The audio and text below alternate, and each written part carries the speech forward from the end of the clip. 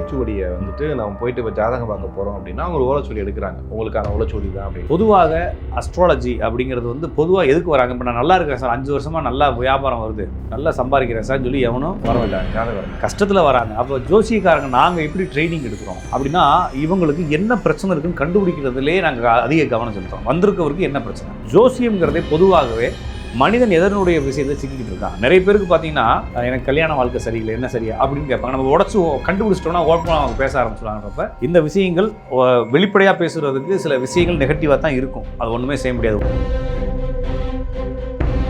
அதுக்கப்புறம் நீங்கள் பேசின ஓலை சுவடிக்கு வந்துடுவோம். ஓலை சுவடிங்கிறது ஜாதகம் கிடையாது. ஓலை சுவடிக்கும் ஜோதிடத்துக்கும் தொடர்பு கிடையாது. அது வேறு, டோட்டலி என்டையர் வேறு டிபார்ட்மெண்ட். பொதுவாக கைரேகைக்கும் ஜோசியத்துக்குமே தொடர்பு கிடையாது.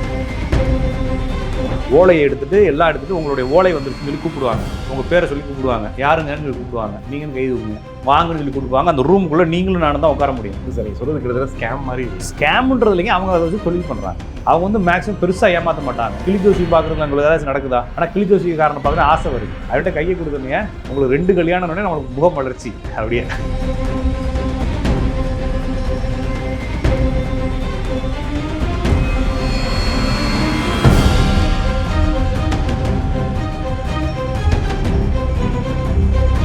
ஆன்மீக பந்தம் நேயர்களுக்கு கிறிஸ்டியின் அன்பு வணக்கம். நம்மோடு ஜோதிடர் ராஜநாடி கா பார்த்திபன் இணைஞ்சிருக்காரு. வணக்கம் சார். வணக்கங்க. நேரில் அனைவருக்கும் வணக்கம். ஓலைச்சுவடியை வந்துட்டு நம்ம போயிட்டு இப்போ ஜாதகம் பார்க்க போகிறோம் அப்படின்னா அவங்க ஒரு ஓலைச்சுவடி எடுக்கிறாங்க, உங்களுக்கான ஓலைச்சுவடி தான் அப்படின்னு.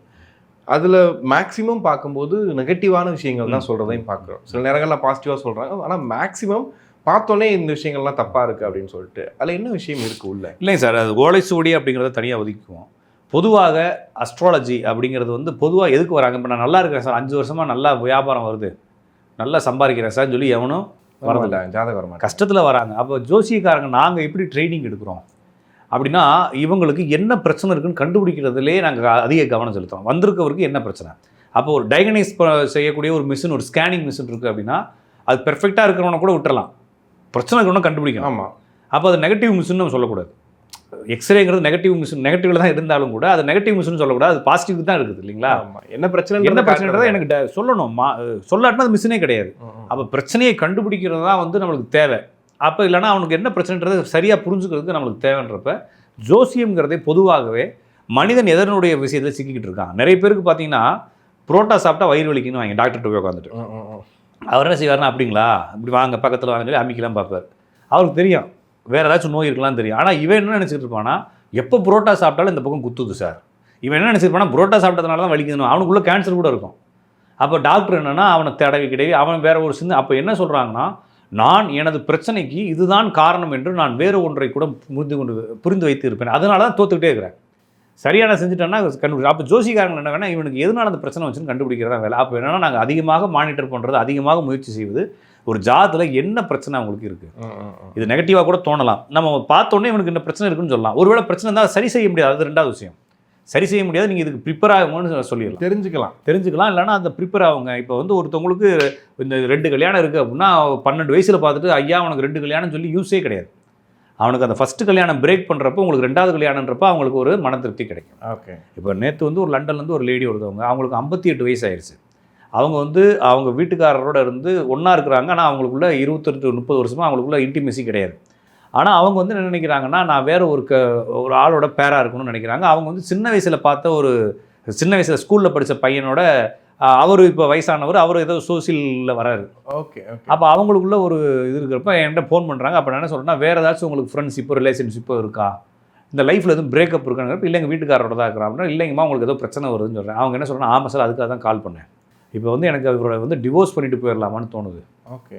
ஏன்னா நீங்கள் கண்டுபிடிச்சிட்டிங்க, பார்த்தாலே தெரிஞ்சிடும். நான் தான் அடிக்கடி சொல்கிறேன் இல்லைங்களா, குருவோடையோ செவ்வாயோடையோ சேர்ந்த கிரகங்கள் வக்ரம் பரிவர்த்தனை ஆயிடுச்சுன்னா அவங்களுக்கு 2 கல்யாணம். ஓகேங்களா, அவங்க கணவனுக்கும் 2 கல்யாணம் ஆயிருக்கும். அப்படின்றப்ப பார்த்தோன்னே புரிஞ்சுக்கிட்டாச்சு. இதை நீங்களுமே சொல்லலாம், நான் அவனும் புதுசாக நான் அவனும் மேஜிக்லாம் பண்ணி கண்டுபிடிக்கல. அப்போ பார்க்குறவங்க சொல்கிறேன், ஆமாம் அதுக்கு தான் வந்திருக்கிறோம். அப்போ என்னென்னா, இந்த இடத்துல தான் இது யூஸ் ஆகும். ஒருவேளை அந்த பொண்ணுக்கு 13 வயசு இருக்கும்போது நான் பார்த்து சொல்லியிருந்தேன், அது யூஸே கிடையாது. அந்த பொண்ணு ஏதோ ஒரு வார்த்தைன்னு சொல்லி கடந்து போயிருக்கும், அது கண்டுபிடிக்கவும் முடியாது. ஓகே. அப்போ பிரச்சனையில் சிக்கியிருக்கும் போது இந்த பிரச்சனைகள், அப்போ என்ன பிரச்சனைக்காக அவங்க வந்திருக்கான்னு கண்டுபிடிக்கிறது அவங்களுக்கு யூஸ். இந்த விஷயத்தில் இன்னொரு விஷயம் என்னென்னா, இப்போ நிறைய பேருக்கு நம்ம இந்த விஷயத்தை ஓப்பன் பண்ணேன்னு வச்சுக்கோங்களேன், நிறைய பேர் ஓப்பனாக பேச மாட்டாங்க. எதுக்கு வந்திருக்கீங்கன்னா வேலை விஷயமா வந்தோம், எனக்கு கல்யாண வாழ்க்கை சரியில்லை, என்ன சரியா அப்படின்னு கேட்பாங்க. நம்ம உடச்சு கண்டுபிடிச்சிட்டோம்னா ஓப்பனாக அவங்க பேச ஆரம்பிச்சிடுவாங்கன்றப்ப இந்த விஷயங்கள் வெளிப்படையாக பேசுகிறதுக்கு சில விஷயங்கள் நெகட்டிவாக தான் இருக்கும். அது ஒன்றுமே செய்ய முடியாது. ஒன்று, அதுக்கப்புறம் நீங்கள் பேசின ஓலை சுவடிக்கு வந்துடுவோம். ஓலை சுவடிங்கிறது ஜாதகம் கிடையாது. ஓலை சுவடிக்கும் ஜோதிடத்துக்கும் தொடர்பு கிடையாது. அது வேறு, டோட்டலி என்டையர் வேறு டிபார்ட்மெண்ட். பொதுவாக கைரேகைக்கும் ஜோசியத்துக்குமே தொடர்பு கிடையாது. கைரேகை என்பது ஜோதிஷ சாஸ்திரா, இது வந்து ஹஸ்த சாஸ்திரா. ஓகேங்களா? இது வந்து வேறு துறை. ஏன்னா இது வந்து கிரகங்களுடைய காம்பினேஷனில் வரல. இது கையில் இருக்கக்கூடிய ரேகைகளினுடைய இப்போ லேட்டஸ்ட்டாக நேற்று கூட ஒரு பாட்டு படித்தேன். ஏதோ ஒரு பாட்டில் எனது கைரேகைகள் சொர்க்கத்துக்கு செல்லும் மேப் அப்படின்னு சொல்லி ஒரு லேடி பாடுறாங்க. ஏதோ ஒரு பாட்டு, பழைய பாட்டு. ஓகே, என்னோட உள்ளங்கையில் இருக்கக்கூடிய ரேகைகள் உன்னை சொர்க்கத்துக்கு அழைத்து செல்லும் ரேகை மேப்னு சொல்லி பாடுற மாதிரி டார்க்கான. ஓகேங்களா? அப்போ இந்த ரேகைகளினுடைய ஓட்டங்கள் என்னுடைய உடல் அமைப்புகள் என்ன மாதிரி வாழ்க்கையை வாழ்வேன்னு சொல்லுன்றது தான் இதனுடைய நம்பிக்கை. அதனால யூனிக்காக இருக்குது. உங்களுக்கும் எனக்கும் யூனிக்காக இருக்கிறதுனால ஒருவேளை இப்படி மாறி மாறி உங்களுக்கு மூக்கு இப்படி இருக்குது, எனக்கு மூக்கு இருக்குன்னா மூக்கை வச்சு ஒருத்தன் பலன்னு சொல்கிறான். அவனுக்கு அதில் புரிஞ்சு வச்சுருக்கிறான். அப்போ இந்த மாதிரி மூக்கு, இப்போ காது இருக்கு இல்லைங்களா, இந்த காது இப்படி இருக்கிறவங்கள பாருங்களேன், மேக்ஸிமம் பாடுவாங்க நல்லா. நிறைய பாட்டு பாடுறவங்க, கலைகள் இருக்கவங்க பார்த்தீங்கன்னா காது லைட்டாக அப்படி தூக்கிட்டு இருக்கும். ஓகே, சாதாரணமாக பார்த்தலாம். நீங்கள் யார் மைக்கை வச்சு பாடிட்டு இருக்காங்கன்னா அவன் காதை பார்த்தீங்கன்னா லைட்டாக அப்படி பரட்டிக்கிட்டு நிற்கும். காரணம்னா அவங்களுக்கு லிசனிங் பவர் நிறைய இருக்கும். ஓகே, அது இயற்கையாகவே உங்களுக்கு இருக்கும். நீங்கள் சாதாரணமாக காதை பார்க்குற இப்படி லைட்டாக தூக்கிட்டு இருக்கும். தூக்கி தான் அவங்க நல்லா பாடுவாங்க. இயற்கையாகவே அவங்களுக்கு பாடல்களுக்கு வரும். அப்போ இது மாதிரி பார்த்து நிறைய விஷயங்கள். அப்போ இப்படி பார்க்குறப்ப கை பளபளன்னு இருக்குன்னா அவனுக்கு சுகர் ஆரம்பிச்சிருச்சுன்னு அர்த்தம். இதெல்லாம் பார்த்து ட்ரைனிங் எடுத்து வச்சுருக்கோம் இல்லைங்களா? அப்போ அந்த ட்ரைனிங்கு உடம்புனுடைய மாற்றங்களை வச்சுக்கிட்டு நான் ட்ரைனிங் எடுக்கிறது, கையில் இருக்கக்கூடிய லைன் இப்படிலாம் வாழ்க்கை இருக்குது அப்படின்னு புரிஞ்சுக்கிறது எல்லாமே வந்து சில விஷயங்கள். அப்போ வந்து இது ஜோசியம் கிடையாது. ஜோதிடம்ங்கிறது வந்து பியூரா பிளானட்டரி பொசிஷன், காலங்களை வைத்து கொண்டு பேசுவது. அது இந்த ஓலைச்சுவடியில் இருக்கக்கூடிய விஷயங்கள் அதுக்கும் சம்மந்தம் இல்லை. அது வந்து ஹஸ்தசாஸ்திரம் சொல்லக்கூடிய இந்த ரேகைகளினுடைய அடிப்படையில் பேசுறது. இதுலேயும் என்னன்னா அது வந்து பொதுவான தகவல்கள் தாங்க சொல்லும். தானிய ரேகை இருந்தால் அவருடைய குணம் எப்படி இருக்கும், வாழ்க்கை எப்படி இருக்குன்னு சொல்லலாம். ஆனால் உங்கள் கூட பிறந்தவங்க பேர், அப்பா அம்மா பேர்லாம் சொல்கிறதுலாம் அது உருட்டு. சரிங்களா? நீங்கள் வேணால் நீங்கள் வேறு ஒன்றும் இல்லை, வைத்தீஸ்வரன் கோவில் தான் அந்த ரேகைகள் படிக்கிறாங்க, ஓலை படிக்கிறாங்க. இதுக்கு 4 பேர் திட்ட தான் செய்வாங்க. பரவாயில்ல, 4 விஷயத்தை பேசுறதுனால ஒன்றும் தப்பு இல்லை. நீங்கள் வைத்தீஸ்வரன் கோவிலுக்கு நீங்களே போங்க. போனோடனே அவங்க என்ன செய்வாங்கன்னா உங்களுடைய கைரேகை 3 இடத்துல வைக்க சொல்லுவாங்க. ஒரு மையை உருட்டிட்டு ஃபஸ்ட்டு ஒன்று, அதுக்கப்புறம் ஒன்று, அதுக்கப்புறம் ஒன்று, டார்க் லைட். ஓகே, வச்சதுக்கப்புறமா உங்களுடைய ஃபோன் நம்பர் மேலே எழுதணும், உங்களுடைய பிறந்த தேதி கீழே எழுதணும், ஒரு பிட்டு பேப்பர். உங்களை உட்கார வச்சுட்டு போய் ஓலை எடுத்துகிட்டு வருவாங்க. அந்த ஓலை வந்து உங்களுக்கு படித்து காட்டுவாங்க. சரியாக இருந்தால் அவங்க என்ன காசு சொல்கிறாங்களோ அதை நீங்கள் கொடுக்கணும். அப்போ அந்த எதுக்கு கைரேகை வைக்கிறாங்க? ஒருவேளை நீங்கள் கைரேகை எடுத்துகிட்டு போனீங்கன்னா வாங்க மாட்டாங்க. இப்போ நான் வந்து ஒரு பேப்பரில் கைரேகை வச்சு கொண்டு போகிறேன் அப்படின்னா வாங்க மாட்டாங்க. ஆள் கைரேகை வைக்கணும். அப்போ உயிரோடு இருக்கிறத ப்ரூவ் பண்ணிட்டு உறுதிப்படுத்திட்டாங்களா? ஆன் ஸ்பாட்டு நம்ம கைரேகை அப்படி வச்சா ஆள் உயிரோடு இருக்காரு, அப்போ பிரச்சனை இல்லை. ஓகே, என்ன வேணாலும் இனிமேல் உருட்டலாம். அவனை செத்து போனவன் ஜாதகத்திட்டையாச்சும் ஜோசியர்கிட்ட போய் என்ன செய்வாங்க, ஏன்னா ஜாத தேதியை கொடுப்பாங்க. ஆமாம், பாத்தியா கேட்டியா அப்படின்னு சொல்லி ஒரு இடத்துல செத்து போனவன் ஜாதகம் சொல்லுவாங்க. இதில் அந்த பிரச்சனை இல்லை, ஏன்னா கைரேகை வச்சாச்சுல. அதனால தான் சாமியை சந்திக்கணும்னா நீங்கள் ஜாதகரை கூப்பிட்டு வரணும்னு சொல்லி ஒரு ஜோசியர் சொல்லுவார். காரணம்னா ஆள் இருந்தால் தான் லைவில் இருக்கணும் அப்படின்றது இது ப்ரூஃப். அதுக்கப்புறமா அவங்க எடுத்துகிட்டு வந்து காண்டங்கள், பொது காண்டங்கள் படிப்பாங்க. பொது காண்டங்கள் படிக்கிறப்ப அவங்க அத்தன் அது தீர்க்கம் அப்படின்வாங்க. அப்பா உயிரோடு இருக்காரான்னு கேட்பாங்க. நீங்கள் என்ன சொல்லுவீங்கன்னா, இப்போ என்கிட்ட கேட்குறாங்கன்னா அப்பா உயிரோடு இல்லைன்னு நான் சொல்லுவேன். இல்லை, நோ சொல்லுவேன். இல்லை அப்படின்றப்ப இந்த ஓலை உங்களுக்கானது இல்லைன்னு சொல்லி தூக்கி போட்டுருவாங்க. ஓகே, தூக்கி போட்டு அம்மை அது தீர்க்கம் அப்படின்னே, ஆமாம் அப்படின்னே கூட பிறந்த சகோதரர்களுடைய எண்ணிக்கையை பாடுவாங்க. அப்பா இந்த அரசியல் இருந்தாருன்னு சொல்லுவாங்க. அப்பா அரசியல் இருந்தாருன்னு நான் யோசிப்பேன். இல்லை, நோ, இந்த ஓலை இல்லை, தூக்கி போட்டுருவாங்க. கூட பிறந்தது 2 பெண் குழந்தைன்னு பாடுவாங்க. இல்லை, தூக்கி போட்டுருவாங்க. அம்மையது தீர்க்கம், அப்பனது ஆயில் கண்டம்னு படிப்பாங்க. ஏன் இது எப்படி கண்டுபிடிச்சாங்க? அம்மா உயிரோடு இருக்காங்க, அப்பா செத்து போயிட்டாருன்றது எப்படி கண்டுபிடிச்சாங்க? இதை ஃபஸ்ட்டு சொல்லிட்டீங்க. அவ்வளோதான் மேட்டர். ஓகேங்களா? நீங்கள் சொன்னதெல்லாம் மண்டைகளை ஏற்றி வச்சுருப்பாங்க அவங்க. எல்லாத்தையும் கூட்டு அப்பாவுடைய பேர் 5 எழுத்து பேர், சிவனுடைய பேருன்னு சொல்லுவாங்க. ஓகே, ஆமான்னு சொல்லிட்டீங்க. நீங்கள் யோசிச்சுட்டு ஆமான்னு சொல்லுவீங்க. இல்லைன்னா இல்லை, அப்போ 5 எழுத்துக்கு கம்மியான பேருன்னு சொல்லுவாங்க. யோசிப்பீங்க, இல்லைன்னு சொல்லுவீங்க. அப்போ அந்த இது இல்லைன்னு தூக்கி போட்டுருவாங்க. அடுத்து ஒரு 5 ஓலை கழிச்சுட்டு உங்கள் அப்பாவுடைய பேர் 5 எழுத்துக்கு அதிகமாக ஒரு பேர் இருக்குன்னு சொல்லுவாங்க. ஓகேங்களா? 28ஆம் தேதிக்கு முன்னால் பிறந்தீங்கன்னு சொல்லுவாங்க. நீங்கள் பிறந்தது 28ன்னு ஒரு தேதி வரும். 28 இல்லை, அதுக்கு முன்னால் இல்லை அப்படின்னு விட்டுருவாங்க. அதுக்கு முன்னால் கேட்க மாட்டாங்க. தான் கன்ஃபார்ம் ஆயிடுச்சு. இல்லைன்னா கன்ஃபார்ம் ஆயிடுச்சு. ஒன்று 28 இல்லைன்னா 28க்கு முன்னால் கிடையாது. அப்போ 29 30 தான். ஓகேங்களா? அப்போ வருடத்தில் பாதிக்கு மேல் பிறந்தவர்கள்னு ஒருத்தன் பாருவோம். அவர் ஒரு ஓலை வரும். ஓகே, அப்போ வருடத்துக்கு பாதிக்கு மேலே ஜூன் ஜூலைக்கு அப்புறம் இல்லை அப்படின்னு. சரி, அப்போ ஜூன் ஜூலைக்கு முன்னால் தான் பிறந்திருக்கீங்க. அப்போ 4வது மாதத்தில் பிறந்திருக்கீங்க அப்படின்னு பாட்டு வரும். இல்லை, 3வது மாதம்னு சொல்லி நீங்களா சொல்லிடுங்க. இது மாதிரி நீங்களே கேட்கக்கூடிய ஒரு 20 கேள்விகள் வரைக்கும் கேட்பேன். ஆக்சுவலி நியர்லி நம்ம கரெக்டாக வந்துடும்ல இந்த கேள்விலாம் கேட்டு. அவ்வளோதான். இது வந்து என்னன்னா நீங்கள் கண்டுபிடிக்க முடியாது, இதுக்கு பயிற்சி செஞ்சவங்க கண்டுபிடிக்கலாம் ஈஸியாக. இப்போ நான் கேட்ட கேள்விகள் கூட உங்களுக்கு ஈஸியாக புரிஞ்சுக்கிற மாதிரி இருக்கலாம். ஆனால் அவங்க பாட்டு பாடி, காப்பு பாடி, இறைவன் பாட்டு பாடி, அந்த ஓலையை எடுத்து ரொம்ப சத்தமாக பாடி, இதில் முக்கியமான விஷயம், இப்போ நான் என்ன நீங்கள் கூட்டு போகிறீங்கன்னு வச்சுக்கோங்களேன், நான் வந்து கிரிமினல் மாதிரி சிபிபி ஆஃபீஸர் மாதிரி நான் கூட வரேன்னு வச்சுக்கோங்களேன். சரி, அங்கே போய் வரிசையாக உட்கார வச்சுட்டு ஓலையை எடுத்துகிட்டு எல்லாம் எடுத்துகிட்டு உங்களுடைய ஓலை வந்துருச்சுன்னு சொல்லி கூப்பிடுவாங்க, உங்கள் பேரை சொல்லி கூப்பிடுவாங்க, யாருங்கன்னு சொல்லி கூப்பிடுவாங்க, நீங்கன்னு கை தூக்குங்க, வாங்கன்னு சொல்லி கூப்பிடுவாங்க. அந்த ரூமுக்குள்ளே நீங்களும் நானும் தான் உட்கார முடியும், பாடுறவரும் கேட்பவரும் மட்டுமே உட்கார முடியும். டோரை பூட்டிடுவாங்க. ஓகே. அந்த ஓலையை சத்தமாக படிப்பாங்க. உங்களுக்கு அந்த என்விரான்மெண்ட்டே புதுசாக இருக்கும், பயமாக இருக்கும். எல்லாம் பழைய பாடல்களாக பெரிய சத்தமாக பாடுவார் அவர். உங்களுக்கு ஒரு மாதிரி குழப்பமாக கன்ஃபியூஸாக இருக்கும். சில விஷயங்கள் பதில் சொல்லியே ஆகணும், சில விஷயங்கள் ஆமான்னு ஏற்றுக்கிட்டு தான் ஆகணும். சரிங்களா? அப்போ ஆதார் கார்டில் பிரச்சனை இருக்கா அப்படின்னு கேட்டால் என்ன சொல்லுவீங்க? உலகத்தில் எல்லா ஆதார் கார்டிலும் பிரச்சனை இருக்கும். என்கிட்ட கூட இனிஷியல் மாற்றி தான் இருக்கும். அப்போ ஆமான்னு சொல்லுவீங்க. இது மாதிரி ஒரு 10 இது கொடுத்தோடனே எல்லாமே சரியாக இருக்குது, அப்போ வந்து உங்களுடைய தேவைகள் இன்னும் கொஞ்சம் நாளில் சரியாகும் அப்படின்னு சொல்லிட்டு இனிமேல் தான் காண்டங்கள் படிக்கணும். லக்ன காண்டம், 2ஆம் காண்டம், 3ஆம் காண்டம் படிக்கிறதுக்கு ஒவ்வொன்றுக்கு 2000 ரூபா கேட்பாங்க. உங்களுக்கு வாழ்க்கை மேலே ஆர்வம் அதிகமாகிடுச்சு, நீங்களே உளறி கொட்டிட்டீங்கன்னா உட்காந்து கொடுப்பான். நீங்கள் விதண்டவாதமாக பேசுகிறீங்க, அவர் ஒன்று கேட்டால் நீங்கள் ஒன்று சொல்கிறீங்க அப்படின்னா, இல்லைங்க சார் உங்களுக்கு ஓலை கிடைக்கல அப்படின்னு சொல்லி அனுப்பிச்சிடுவாங்க. அதே மாதிரி போனோன்னு என்ன கேட்பாங்கன்னா, நீங்கள் இதுக்கு முன்னால் பார்த்துருக்கீங்களான்னு கேட்பாங்க. சரிங்களா? நீங்கள் என்ன சொல்லணும்னா பார்த்துருக்கேன்னு சொன்னீங்கன்னா, ஓலை வாழ்க்கையில் 2 தடவை தான் பார்க்கணும், ஒவ்வொரு தடவை பார்க்குறதுக்கு இடையில 25 வருஷம் கேப் இருக்குன்னு சொல்லுவாங்க. ஓகே, அதுக்குள்ள வாழ்க்கையே முடிஞ்சு. இல்லைங்க, நீங்கள் வந்து திருப்பி வந்து அவனை டென்ஷன் ஆகிடுவீங்க. என்கிட்ட ஜாதகம் பார்க்குறவங்க திருப்பி வருவாங்க. ஒரு பொண்ணு உனக்கு அவன் ஒரு பொண்ணுக்கு ப்ரப்போஸ் பண்ணியிருப்பான், அந்த பொண்ணு திரும்பியே பார்த்துருக்காது. நான் சொல்லுவேன் இந்த லவ் செட் ஆகாதுன்னு சொல்லுவேன். 5 நாள் கழிச்சு திருப்பி மெசேஜ் போடுவான், சார் பார்த்து சொல்லுங்கள் சார், அந்த பிள்ளை என்னோட பேசுமான்னு கேட்பான். இது மாதிரி போட்டு டார்ச்சர் பண்ணுவாங்க. இது என்ன, இது ஒரு இதாக. அப்போ வந்து நான் ஒரு பையனுக்கு வந்து ஒய்ஃபு டிவோர்ஸ் ஆயிருன்னு சொல்கிறேன். சார் என்ன சார் இப்படி சொல்லிட்டீங்க, நீங்கள் சொல்கிறதா சார்னு சொல்கிறாரு. இல்லைங்க அப்படின்னு சொல்லிட்டு அவனை இது பண்ணுறதுக்காக கொஞ்சம் முயற்சி செய்யுங்கன்னு சொல்கிறோம். அப்புறம் 6 மாதம் கழிச்சுட்டு நீங்கள் முயற்சி செய்ய சொன்னீங்க, டிவோர்ஸ் ஆயிடுச்சு சார்னு சொல்லுவான். அப்போ அவனை நம்ம சாந்திப்படுத்துறதுக்காக சொன்ன வார்த்தையில் உண்மையை நம்புவான். அப்போ இது பிரச்சனை இல்லைல்ல, உனக்கு ஃபஸ்ட்டு பார்த்தீங்கன்னா உனக்கு பார்க்க முடியாது, வராதுன்னு சொல்லிடுவாங்க. உனக்கு ஓலை வராது போயிட்டு வான்னு சொல்லிடுவாங்க. அப்போ இது சேஃபரான ஒரு கேம். ஓகே. அப்போ இது முன்னால் அப்படி தான் இருந்துச்சு. ஆனால் முன்னால் பொது பலன்கள் சொல்கிறதுக்காக இருந்துச்சு. இல்லை இத்தனை ஆண்டுகளாக இருக்கே சார். இல்லைங்க, முன்னால் பொது பலன் சொல்கிறதா இருந்துச்சு. உங்களுக்கு வரும்போது உங்களுடைய ஜாதகங்களே எடுத்துக்குவாங்க, உங்களுடைய கைரேகையினுடைய அமைப்பை வச்சுட்டு இந்த ரேகைகளுக்கு இந்த பலன் சொல்லுவாங்க. பொதுவாக ராசி பலன் படிக்கிறீங்க, அது எல்லாத்துக்கும் ஒத்து போகுதானா? ஒத்து போகாது. அதுபோல் இது ஒரு பொது பலனாக இருந்துச்சு. கைரேகையை வச்சு சில பலன்கள் சொல்லலாம். அதில் பரிகாரமே சொல்கிறாங்க. பரிகாரம் சொல்கிறது பொய்ங்க. பரிகாரங்கிறது டோட்டலி பொய். நீங்கள் வந்து என்ன வேணாலும் சொல்லுங்கள். உங்களுடைய ஜாதத்தில் ஒரு பெரிய பஞ்சாயத்து இருக்குது, 101 நாள் பூஜை பண்ணணும், காலைல 6 மணிக்கு. உங்களால் பண்ண முடியுமா? ஆள் வச்சு பண்ணித்தரோம். ஒரு நாளைக்கு 101 ரூபா பணம் கட்டுன்னு வாங்க. 10,800 ரூபா கட்டினீங்கன்னா உங்களுக்கு வாரத்துக்கு 2 தடவை 90 போட்டலாம் வரும் வீட்டு. சொன்னோன்னே வேர்த்துச்சு எனக்கு 101 நாள் அப்படின்னு. உங்களுக்கு அப்படி தான் சொன்னாங்களா? எல்லாத்துக்கும் அப்படி தான் சொன்னாங்க. அவங்களாம் 101 நாளைக்கு போய் எங்கள் ஆள் பண்ணுவாங்க. பிரம்மச்சாரி ஒருத்தர் இருக்காரு, காலைல 6 மணிக்கெலாம் குளிச்சு சுத்தப்பத்தி ஒன்றும் பண்ணோன்னா அவர் பார்த்துக்குவார். வாரத்துக்கு ஒரு 90 அனுப்புவார். 108 நாள் முடிஞ்சதுக்கப்புறமா அதுக்கான அபிஷேகத்தெல்லாம் அனுப்பிச்சி வச்சுருவார். உங்களுக்கு பிரச்சனையாக சால்வ் ஆயிருன்னு சொல்லுவாங்க. இதெல்லாம் வந்து ஸ்டாண்டர்ட். அப்போ என்னென்னா எல்லா துறைகள்லையும் இருக்கிறதுனால இது ஒரு டீமுங்க.